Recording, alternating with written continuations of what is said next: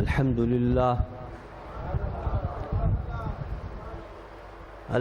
لله الذي لم يزل عالما قديرا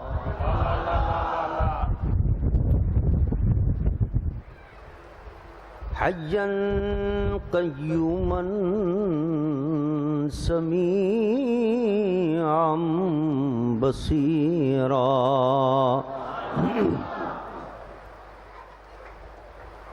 والصلاة والسلام على رسوله أرسله بالحق بشيرا ونذيرا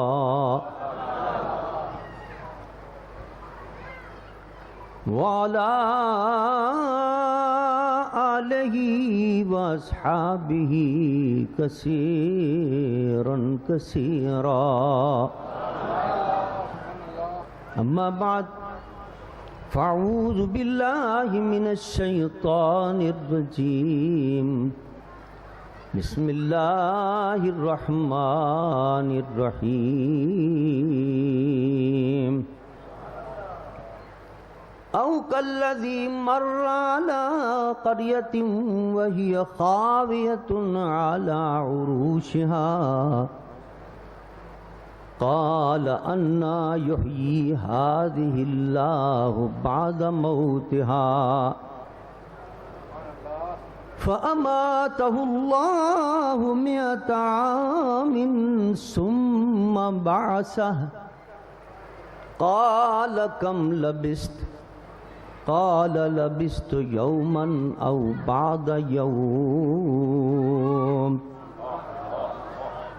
قال بل لبثت 100 عام فانظر إلى طعامك وشرابك لم يتسنه وانظر إلى حمارك ولنجعلك آية للناس وانظر إلى العظام كيف ننشزها ثم نكسوها لحما فلما تبين له قال أعلم أن الله على كل شيء قدير صدق الله وصدق رسوله النبي الأمين الكريم ونحن على ذلك لمن الشاهدين والشاكرين والحمد لله رب العالمين إن الله وملائكته يصلون على النبي يا أيها الذين آمنوا صلوا عليه وسلموا تسليما اللهم صل على سيدنا مولانا محمد وعلى آل سيدنا ومولانا محمد بعدد كل ذرة 100,000 مرة الصلاة والسلام عليك يا رسول الله الصلاة والسلام عليك يا حبيب الله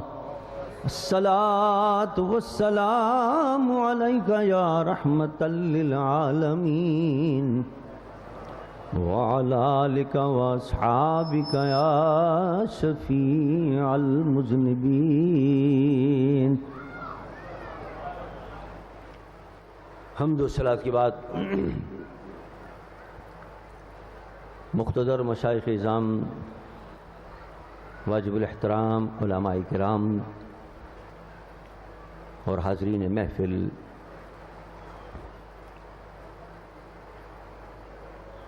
آج ہم اور آپ ایک بار پھر اللہ کے ایک محبوب اور مقرب بندے قدوۃ السالکین زبدۃ العارفین حضرت خواجہ شاہ مفتی محمد محمود الوری رحمۃ اللہ تعالی علیہ کے عرس مبارک کی تقریب میں حاضر ہیں اور اپنے اپنے دامنوں کو اللہ کی رحمتوں سے مالا مال کر رہے ہیں۔ دور و دراز سے اور قرب و جوار سے لوگ آتے ہیں اس محفل میں شرکت کے لیے.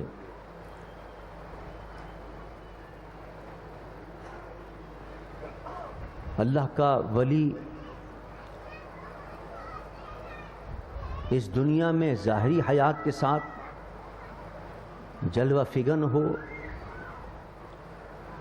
یا اپنے قبر کے اندر روحانی حیات کے ساتھ جلوہ فرما ہو، جب اس سے محبت کرنے والے اس کے پاس آتے ہیں اور اس کا قرب حاصل کرتے ہیں تو دین اور دنیا کی کامیابی اور فوز و فلاح سے ہمکنار ہو جاتے ہیں.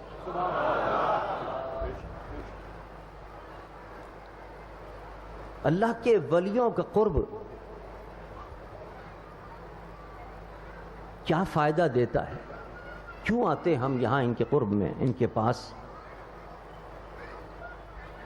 قرآن پاک میں اس طرف بڑی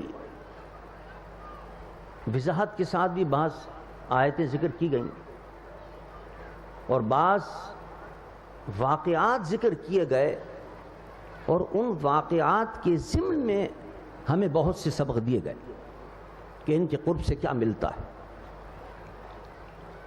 یہ جو میں نے قرآن پاک کی آیات تلاوت کی ہیں، اس میں اللہ تعالیٰ اپنے ایک نبی حضرت عزیر علی نبینا علیہ الصلاۃ والسلام کا ایک واقعہ تفصیل کے ساتھ قرآن میں ذکر فرما رہا. مختصراً واقعہ یہ ہے جو قرآن نے بیان کیا اور احادیث میں تفصیل آئی ہے اس کی، کہ حضرت عزیر علیہ الصلاۃ والسلام نے اپنی قوم کو نصیحت کی، اللہ کا پیغام دیا. ان کی قوم نے ان کی بات نہیں مانی، ان کی نصیحت نہیں مانی، ان کے کہنے پر نہ چلے، اللہ کے احکامات کی اطاعت نہ کی. اللہ نے ان پر عذاب مسلط کیا. عذاب کیا تھا؟ بخت نصر، ایک ظالم اور جابر بادشاہ ان پر اللہ نے مسلط کیا، جس نے قبضہ کر کے بیت المقدس پر اور بیت المقدس کے اندر حضرت عزیر کے ماننے والوں کا قتل عام شروع کر دیا. 1,00,000 سے زیادہ بنی اسرائیل کو اس نے قتل کر دیا اور ان کے گھر سب ڈھا دیے، سب گرا دیے، اور 1,00,000 سے زیادہ لوگوں کو پکڑ کے اپنے ساتھ لے گیا، ان کو غلام بنا لیا، باندیا بنا لیا اور اپنے ساتھ لے گیا. اور یہ پورا بیت المقدس ویران ہو گیا. ایک روز حضرت عزیر علیہ الصلاۃ والسلام کا گزر ہوا اس شہر سے، رہتے تھے اس شہر کے اندر بیت المقدس کے اندر. اس کی حالت دیکھی تو تباہ ہو گیا بالکل. ایک آدمی زندہ نہیں، سب مر گئے، کئی لاکھ لاشیں پڑی، مکانات سب اجڑ گئے. قرآن کہتا ہے او کالذی مر علی قریۃ وہی خاویۃ علی عروشہا، وہی خاویۃ علی عروشہا. وہ جب گزرے حضرت عزیر علیہ السلام دیکھا کہ یہ تو چھتیں گری ہوئی ہیں، سارا شہر تباہ و برباد ہو گیا، سب مر گئے، کوئی زندہ نہیں بچا. وہاں کھڑے ہو کر مغموم ہو گئے، آنکھوں میں آنسو آ گئے، اور پھر حیرانی سے ان کی زبان سے کلمہ نکلا، قال انا یحیی ہذہ اللہ بعد موتہا. یہ سب مر گئے ہیں، اب کیسے یہ شہر دوبارہ آباد ہوگا؟ اب یہ کیسے زندہ ہوں گے سارے لوگ؟ لاکھوں لوگ مر گئے، یہ کیسے آباد ہوگا شہر؟ فَأَمَاتَهُ اللَّهُ مِئَةَ عَامٍ ثُمَّ بَعَثَهُ. جیسی حضرت عزیر نے یہ کہا، اللہ نے ان پر موت طاری کر دی. تو وہیں کھڑے کھڑے ان کا انتقال ہو گیا.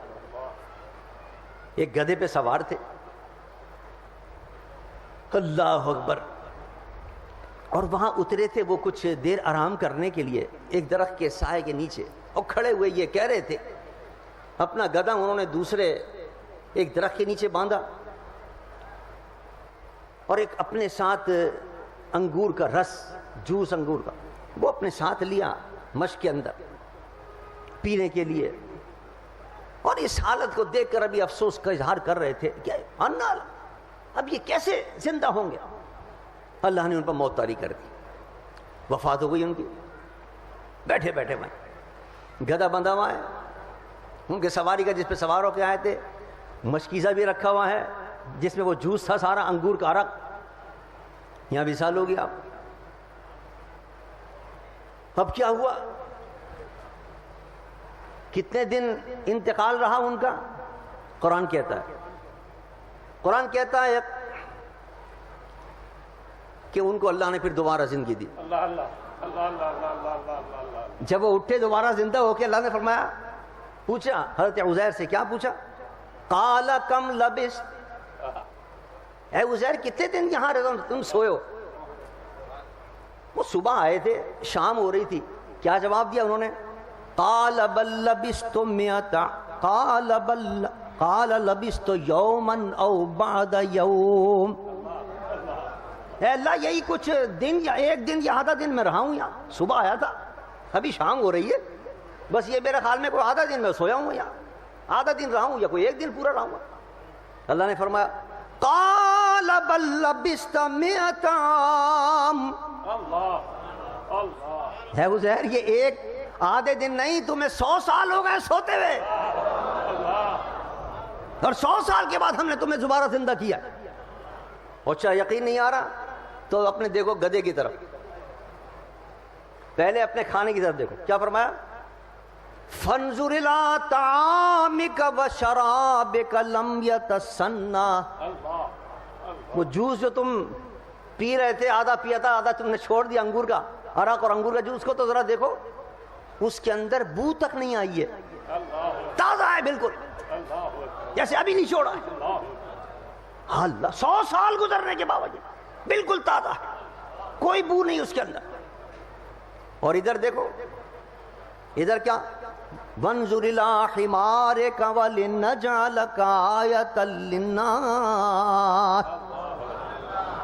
ادھر اپنے گدھے کو دیکھو، اس کے تو ہڈیاں تھیں صرف باقی خالی، نہ اس کے اندر گوشت تھا، نہ اس کی کھال تھی، نہ اس کی چمڑی تھی، سب ختم. 100 سال کے بعد کہاں رہتی چمڑی؟ سب ختم ہو گئی، صرف ہڈیوں کا ڈھچر کچھ پڑا ہوا تھا. اللہ اکبر. اب اللہ فرماتا ہے تمہیں تو ہم نے زندہ کر دیا، اب اس کو دیکھو ہم اس کو کیسے زندہ کرتے ہیں. اللہ اکبر اللہ اکبر. وانظر الى العظام کیف ننشزها ثم نکسوها لحما. دیکھو ہم کیسے ان ہڈیوں کو اٹھاتے ہیں اور ان پر گوشت کیسے چڑھاتے ہیں. اللہ نے حکم دیا، وہ گدھے کی ہڈیاں جڑنے لگی، اس ہڈیوں پر گوشت چڑھنے لگا، اور ایک آنے واحد کے اندر وہ گدھا زندہ ہو کے کھڑا ہو گیا. اب قرآن کیا کہتا ہے؟ فَلَمَّا تَبَيَّنَ لَهُ قَالَ أَعْلَمُ أَنَّ اللَّهَ عَلَىٰ كُلِّ شَيْءٍ قَدِيرٌ. یہ سب جب ماجرا دیکھا حضرت عزیر علیہ السلام کا کہ میرا ایمان کامل ہو گیا ہے کہ آپ واقعی ہر چیز پہ قادر ہیں. میں سوچ رہا تھا یہ کیسے شہر بسے گا، یہ تو شہر بس گیا 100 سال کے بعد. آنکھ کھلی تو شہر بسا ہوا تھا. آپ نے فرمایا چل اپنے گھر دیکھتے ہیں. چلتے اپنے گھر میں گئے تو وہاں ایک بوڑھی عورت تھی. اس سے کہا اماں یہ عزیر کا گھر ہے؟ اس نے کہا ہاں یہ ہے تو عزیر کا گھر.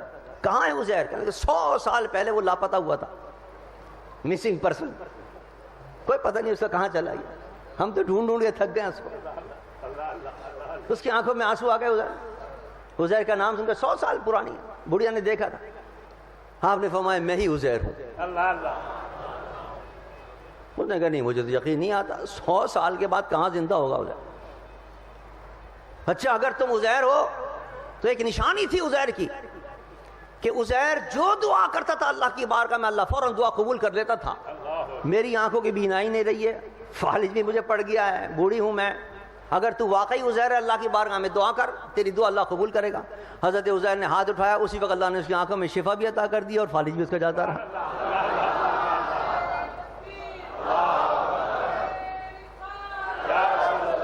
اس نے کہا میں نے مان لیا، واقعی تو عزیر۔ اب چلو شہر میں چلتے ہیں، شہر والوں کو بتائیں عزیر آ گیا 100 سال کے بعد۔ شہر میں گئے، بہت بڑا مجمع تھا، وہاں جلسہ ہو رہا تھا، سب جمع تھے وہاں۔ بڑھیا نے کہا بھائی مبارک ہو، عزیر آ گیا جو 100 سال سے پہلے وہ جو غائب ہوا تھا، اس کے بیٹے پوتے حضرت عزیر وہ سب وہاں تھے۔ بوڑھا بیٹا، ان کا پوتے، نواسا نواسی، انہوں نے کہا اچھا ہمارا نانا آ گیا، ہمارا دادا آ گیا، ہمارا باپ آ گیا۔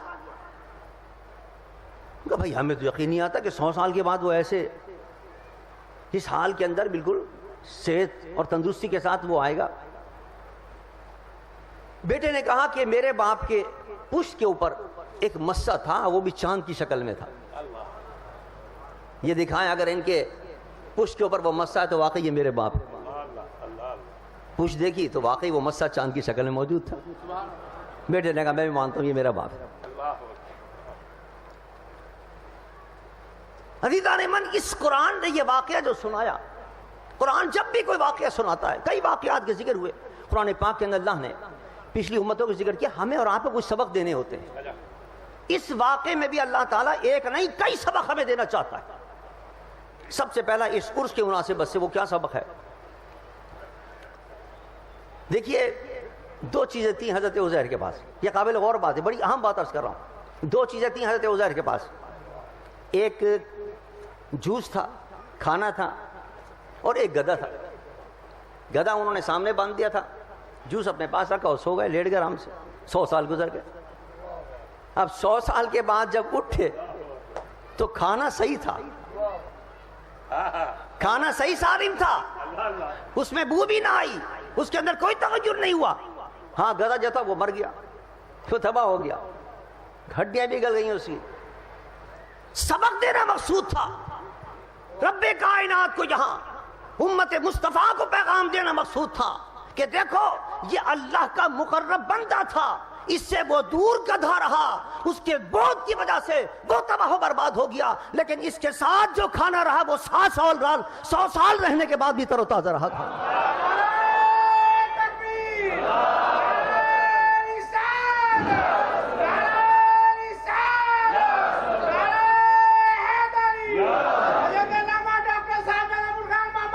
یہ سبق تھا اللہ کے ولیوں کے ماننے والوں کے لیے کہ اللہ کے ولیوں کا قرب حاصل کرو، ان کے پاس رہا کرو، ان سے جو دور ہوگا وہ دین و دنیا میں تباہ ہو جائے گا، اور جو ان کے قرب میں آئے گا دین و دنیا کی نعمتوں سے مالا مال ہو جائے گا۔ تر و تازہ رہو گے، دنیا کے اندر بھی کامیاب رہو گے، آخرت میں بھی کامیاب رہو گے، ان کے پاس رہو۔ اس لیے بار بار حکم دیا یا ایھا الذین آمنوا اتقوا اللہ وَكُونُوا مَعَ الصَّادِقِينَ۔ فرمایا اگر تم اس راز کو نہیں سمجھے تو میں حکم دے رہا ہوں تمہیں، صراط کے ساتھ حکم دے رہا ہوں کہ میرے پیاروں کے ساتھ رہا کرو۔ ان کے ساتھ رہنے کے اندر دنیا کے اندر بھی مزے ہوں گے اور آخرت کے اندر بھی مزے ہوں گے، یہاں بھی کامیابیاں ملیں گی اور آخرت کے اندر بھی کامیابی ملیں گی۔ یہی وجہ تھی صاحب عرس حضرت شاہ مفتی محمد محمود الوری رحمۃ اللہ علیہ پڑھ کر آ گئے، پورے عالم بن گئے۔ بھوپال کے اندر، دہلی کے اندر، رجمیل کے اندر بڑے بڑے وقت کے علماء سے جناب علوم کے اندر مہارت حاصل کی۔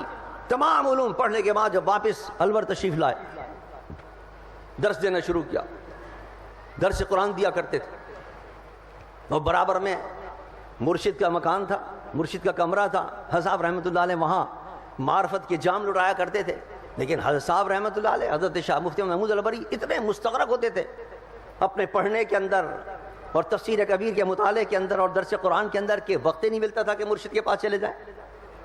ایک دن حضرت صاحب رحمۃ اللہ علیہ کمرے میں تشریف لے آئے، حضرت شاہ رکن الدین رحمۃ اللہ کھڑے ہو گئے آ کے۔ حضرت صاحب فرماتے ہیں، صاحب مزار فرماتے ہیں کہ میں منمک تھا، تفسیر کبیر دیکھ رہا تھا، مجھے پتہ ہی نہیں چلا حضرت صاحب تشریف لائے۔ بہت دیر کے بعد جب میں نے آنکھ اٹھائی حضرت صاحب کھڑے تھے، میں ایک دم کھڑا ہو گیا، حضرت کیسے تشریف لائے؟ حضرت صاحب نے 2 لفظ فرمائے، فرمایا مولوی محمود ایک علم سفینہ ہوتا ہے اور ایک علم سینہ ہوتا ہے۔ کشتیوں میں جا کر، ریلوں میں جا کر جو علم حاصل کرتے علم ظاہر، وہ علم سفینہ کہلاتا ہے وہ تو تم نے حاصل کر لیا الحمدللہ، لیکن یاد رکھو ایک علم سینہ ہوتا ہے جو اللہ کے ولیوں سے سینہ بسینہ حاصل ہوتا ہے، وہ جب تک کسی ولی کی صحبت میں نہیں بیٹھو گے اس وقت تک وہ نہیں آئے گا تمہیں۔ بس کہتے ہیں میرے دل پہ چوٹ لگی، سب کچھ چھوڑ کے مرشد کے پاس آگے بیٹھ گیا۔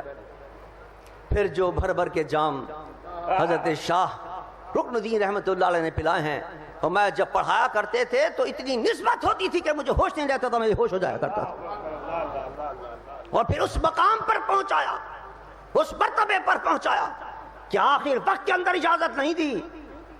جب انتقال ہونے لگا حضرت شاہ رکن الدین رحمۃ اللہ علیہ کا تو آخر وقت میں فرمایا ہاں ابھی دیتا ہوں اجازت۔ لوگوں نے حضرت کیا فرما رہا تھا؟ فرمایا حضور سرور دو جہاں صلی اللہ علیہ وسلم سے لے کے میرے مرشد تک تمام ارواح طیبہ موجود تھیں اور کہہ رہی تھیں کہ اب مولوی محمود کو خلافت دینے میں دیر نہ کرو۔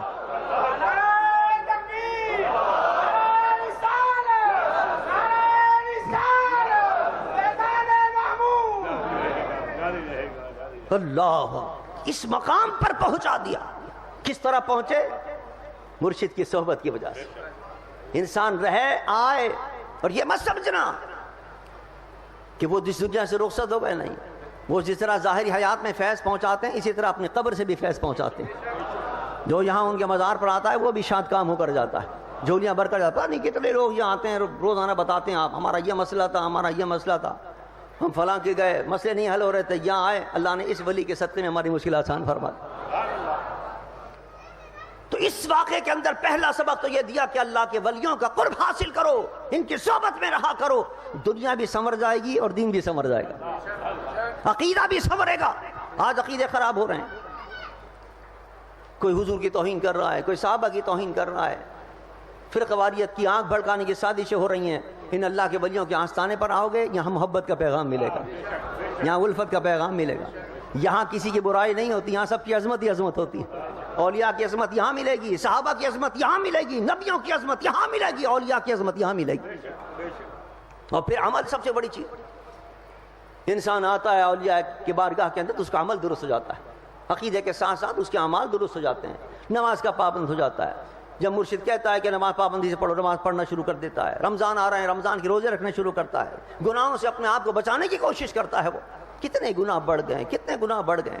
اس گناہوں سے بچنے کا طریقہ بھی یہ ہے کہ آدمی اللہ کے ولیوں کے آستانے پر آتا رہے، ان کے دامن سے وابستہ رہے، ان کے صدقے میں، ان کے قرب کے صدقے میں اللہ تبارک و تعالی ہمیں دل کو ہمارے زندگی عطا فرماتا رہے گا۔ یہ دل مردہ ہو جاتا ہے، گناہوں کی وجہ سے یہ دل مردہ ہو جاتا ہے، اور جب انسان اللہ کے ولیوں کے پاس آتا ہے تو اچھے اعمال، اچھے عقیدوں کی وجہ سے اس کا دل جو ہے وہ زندہ ہوتا چلا جاتا ہے۔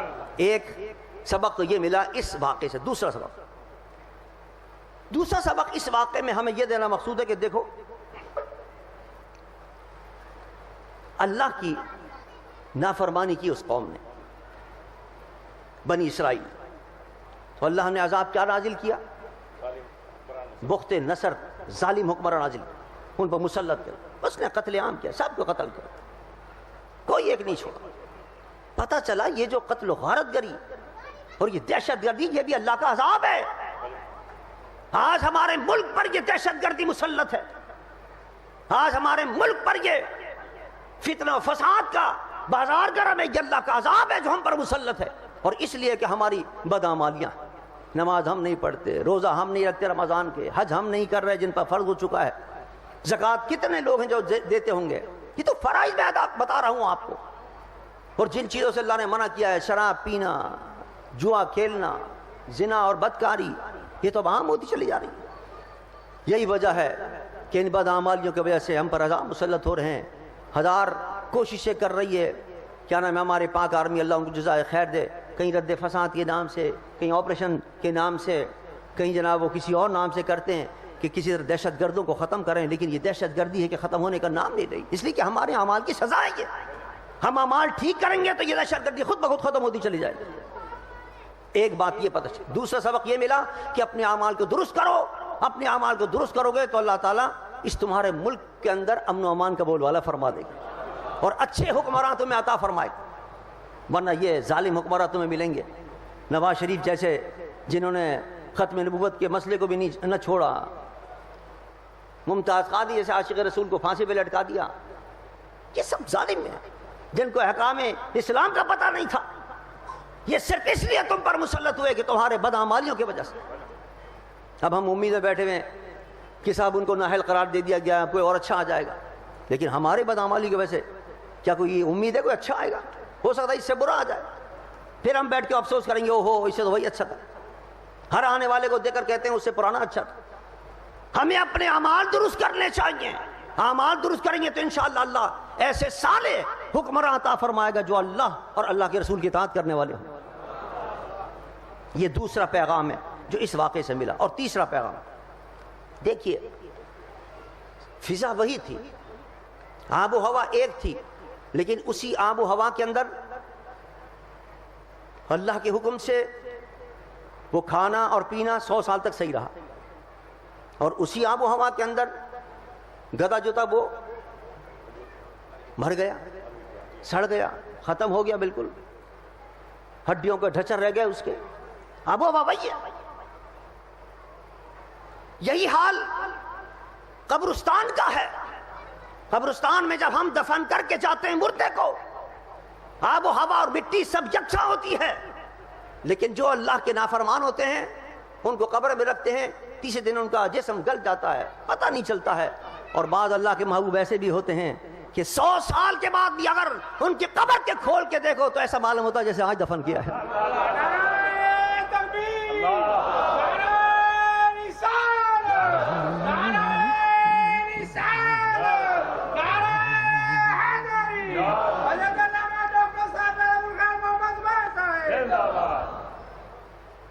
وہ انبیاء کرام کی تو آپ یوٹیوب میں دیکھا ہوگا. ابھی کچھ سال پہلے کی بات ہے, پانی آ گیا تھا ان کی قبر مبارک کے اندر, ایک صحابی کی قبر مبارک کے اندر. مفتی فلسطین کو انہوں نے خواب میں آگے فرمایا کہ مجھے یہاں سے نکالو, مجھے میری قبر دوسری جگہ بناؤ. کہا صحابی ہیں, ان کو دفن کیا ہے, کیسے ہم نکال سکتے ہیں؟ انہوں نے نظر انداز کر دیا اس خواب کو. پھر دوسرے دن زیارت ہوئی, فرمایا ابھی تک نہیں نکالا مجھے. پھر انہوں نے نظر انداز کیا, تیسری مرتبہ پھر حکم دیا اس صحابی نے. پھر آپ نے تمام علماء کو بلایا, مشائخ کو بلایا, تمام مفتیان کرام کو جمع کیا, مفتی اعظم فلسطین نے. اس کے بعد بادشاہ کو وقت کیا, بادشاہ کو کہا کہ یہ مجھے وہاں پر حکم ہو رہا ہے. باقاعدہ سرکاری سطح پر اس صحابی کے مزار کو جب کھولا گیا تو ایسا معلوم ہوتا تھا جیسے آج ہی ان کو دفن کیا.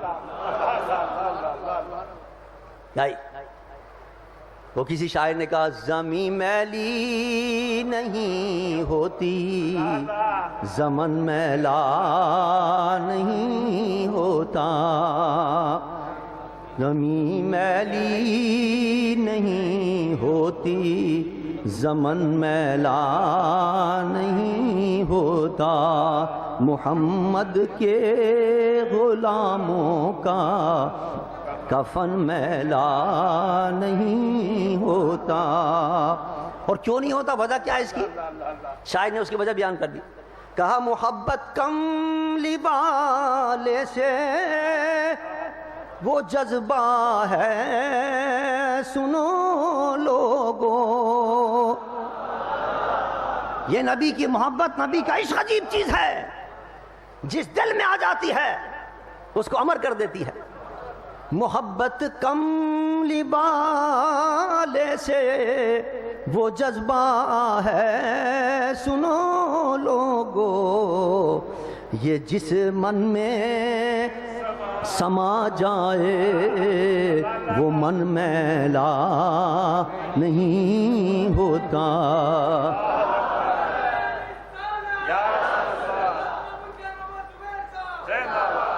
یہ جس من میں سما جائے وہ من میلا نہیں ہوتا.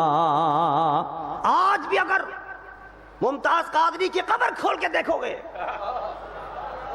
جتنے عاشقان مصطفیٰ جنہوں نے نام مصطفیٰ پر جان دی ہے, ان کی قبریں کھول کے دیکھو, اسی طرح جسم ہوگا جس طرح 100 سال پہلے رکھا گیا.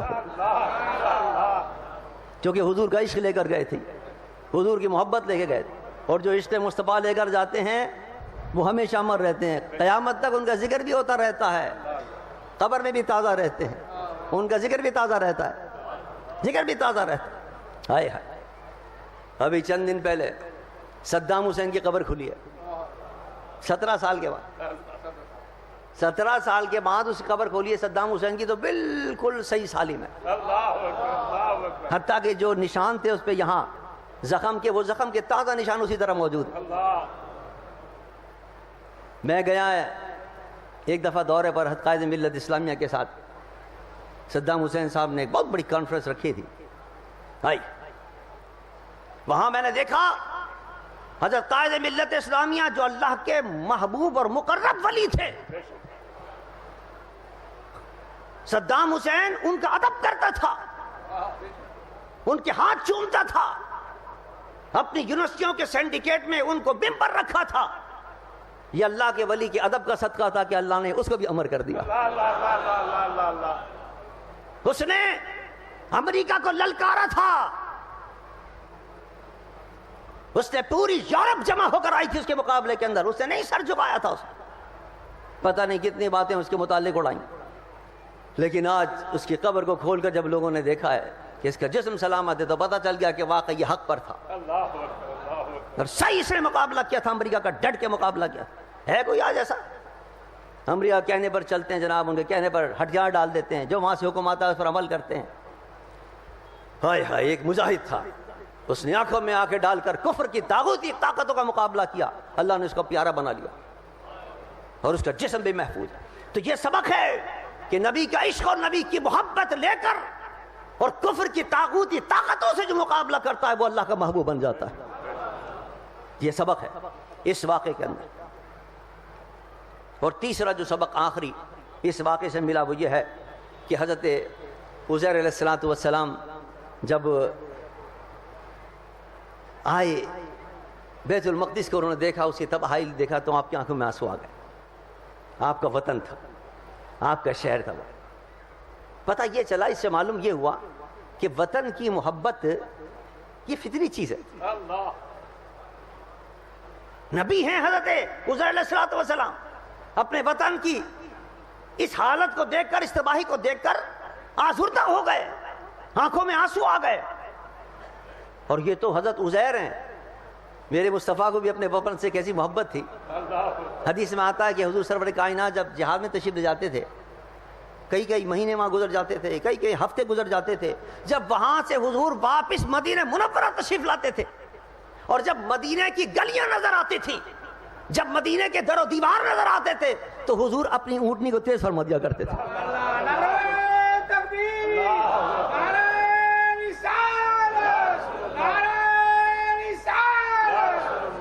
پتہ چلا وطن سے محبت کرنا یہ نبیوں کی سنت بھی ہے اور میرے آقا محمد مصطفیٰ کی سنت بھی۔ اللہ نے ہمیں تو کیسا پیارا وطن عطا کیا ہے، پاکستان کیسا عظمت والا ملک عطا کیا ہے، اس لیے عطا کیا کہ یہاں ہم اسلام کا نظام نافذ کریں گے، ہم پر فرض ہے اس سے محبت کریں۔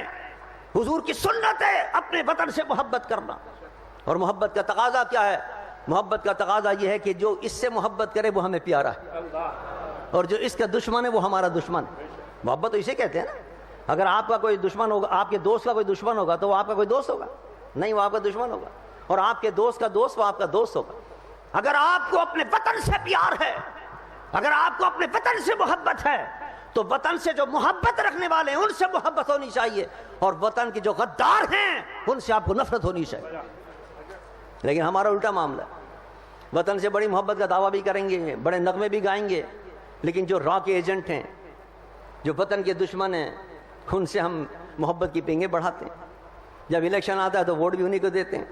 میرے قائد جب کہا کرتے تھے الطاف حسین غدار ہے، را کا ایجنٹ ہے، علامہ شاہ احمد درانی رحمۃ اللہ علیہ اس زمانے میں کہا کرتے تھے جب الطاف کے خلاف کوئی بات بھی نہیں کر سکتا تھا، اور جہاں کسی نے بات کی اور دوسری دن بوری بند لاشیں ملا کرتی تھیں، وہ قائد ملت اسلامیہ ڈنکے کی چوٹ ملیر کے جلسے میں کھڑے ہو کر اس کو کہا کرتے تھے کہ تو جو ہے را کا ایجنٹ ہے، تو پاکستان کا دشمن ہے تو۔ اور جتنی سیاسی جماعتیں تھیں وہ سب 9-0 میں حاضری دیا کرتی تھی، اور آج کہتے ہیں کہ ہاں نورانی صاحب صحیح کہا کرتے تھے۔ لیکن میرے قائد نے کوئی پرواہ نہ کی کہ میری سیاست ختم ہو رہی ہے، لوگ ووٹ نہیں دے رہے، فرمایا سب کچھ قربان ہے، وطن پہ سب کچھ قربان ہے۔ وطن کی محبت تھی کہ یہ غدار وطن ہے۔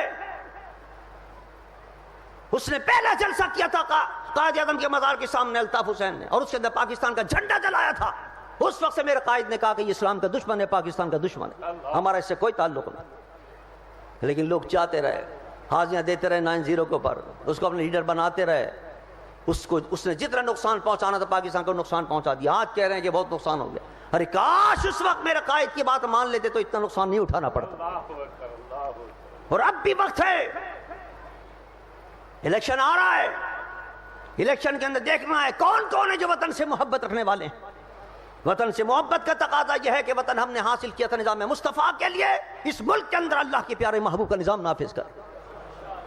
ان لوگوں کو ووٹ دیں جو نظام مصطفیٰ کی بات کرتے ہیں، ان لوگوں کو ووٹ نہ دیں کہ جو راہ کے ایجنٹ ہیں اور جو پاکستان کو راہ کے کہنے پر انتشار پھیلا رہے ہیں، دہشت گردی کر رہے ہیں، اس کو مار رہے ہیں، ادھر بم مارا ادھر مارا، معصوم بچے، معصوم چلنے پھرنے والے، آنے والے جانے والے مر رہے ہیں، شہید ہو رہے ہیں، کوئی پوچھنے والا نہیں۔ یہ لوگ پاکستان کے غدار ہیں، ان لوگوں کو ووٹ دیں جو پاکستان کے وفادار ہیں، اس سے پتہ چلے گا واقعی ہم اپنے وطن سے محبت کرنے والے ہیں۔ انشاءاللہ اس دفعہ ہم پلاننگ کر رہے ہیں کہ اہل سنت والجماعت کو سب کو جمع کر لیا، الحمدللہ نظام مصطفیٰ متحدہ مات بن گیا ہے، جس میں اہل سنت والجماعت کی تمام سیاسی مذہبی جماعتیں یکجا ہیں الحمدللہ ایک پلیٹ فارم، اور سب مل کر انشاءاللہ میدان عمل کرائیں گے انشاءاللہ، یا رسول اللہ کے نعرے لگاتے ہوئے گے انشاءاللہ، اور دیکھیں گے کون ہے جو یا رسول اللہ کا چاہنے والا ہے اور یا رسول اللہ کو ووٹ دیتا ہے۔ لبیک لبیک لبیک یا رسول اللہ، لبیک لبیک لبیک یا رسول اللہ، لبیک لبیک یا رسول اللہ، لبیک لبیک یا رسول اللہ، میری خیر میری خیر۔ ہم سنیوں کی محبت کا حضور سے عالم یہ ہے، اذان میں جب بھی حضور کا نام سنتے ہیں چوم کر آنکھوں سے لگاتے ہیں انگوٹھوں کو، یہ ہے نہیں محبت ہماری حضور سے، لیکن کچی محبت ہے۔ اللہ اللہ اللہ اللہ اللہ اللہ، یہ انگوٹھا چوم کر حضور کے نام پر لگاتے ہیں، اپنی محبت کا اظہار کرتے ہیں، لیکن جب الیکشن میں یہی انگوٹھا لگانے کا وقت آتا ہے تو حضور کے غداروں کو لگا دیتے ہیں۔ یہ ہے امتحان، نبی کے نام کو انگوٹھے سے چومنے والوں، یہ انگوٹھا 2018 کے الیکشن کے اندر ان لوگوں کے لیے استعمال کرنا جو نظام مصطفیٰ کا نعرہ لگانے والے، اس وقت پتہ چلے گا کہ یہ انگوٹھا آپ نے نبی کے غداروں کے حق میں لگایا ہے یا نبی کے حقداروں کے حق میں لگایا ہے۔ محبت کا اس وقت پتہ چلے گا انشاءاللہ۔ مجھے یقین ہے کہ انشاءاللہ عشق مصطفیٰ رکھنے والے یقیناً انشاءاللہ اس دفعہ الیکشن کے اندر اپنے عشق مصطفیٰ کا ثبوت دیں گے اور پاکستان کے عشق اور محبت رکھنے والوں کو انشاءاللہ ووٹ دے کر اس دفعہ کامیاب کریں گے، تاکہ پارلیمنٹ کے اندر ایسے لوگ آئیں جو ختم نبوت سے محبت کرنے والے ہوں۔ ایسے تو نہ ہونا رانا ثناء اللہ جیسے لوگ کہ جو ختم نبوت کے خلاف ہیں اور ختم نبوت کے دشمن ہیں اور ختم نبوت کے جناب قانون میں ترمیم کرنے کے لیے کوششیں کرتے رہتے ہیں، اور وہاں بیٹھ کر ٹی وی چینل پہ بیٹھ کر قادیانیوں کے ٹی وی چینل پہ بیٹھ کر ثناء اللہ نے بکواس کی ہے اور قادیانیوں کی حمایت کی ہے۔ کس کا قصور ہے؟ ان لوگوں کا قصور ہے جنہوں نے ووٹ دے کر ان قادیانیوں کی حمایت کرنے والوں کو اسمبلی میں پہنچایا تھا۔ لیکن انشاءاللہ اب اہل سنت جاگ گئے ہیں، اب عاشقان مصطفیٰ جاگ گئے ہیں، انشاءاللہ کسی ختم نبوت کے غدار کو ووٹ نہیں دیں گے، انشاءاللہ ختم نبوت کے حقداروں کو ووٹ دیں گے انشاءاللہ۔